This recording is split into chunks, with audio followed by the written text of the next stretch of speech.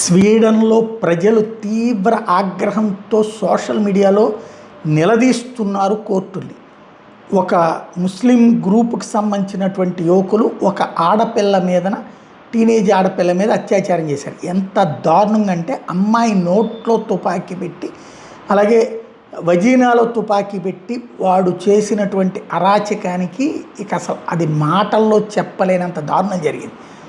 డాక్టర్లే తమ జీవితంలో 60 ఏళ్ల వయసు ఉన్నటువంటి డాక్టర్లే తమ జీవితంలో ఇట్లాంటి దారుణమైన కేసు చూడలేదు అని చెప్పారు. ఒంటి మీద ఉన్నటువంటి బట్టలన్నీ రక్తంతో తడిసిపోయి ఉన్నాయి ఆడపిల్లకి.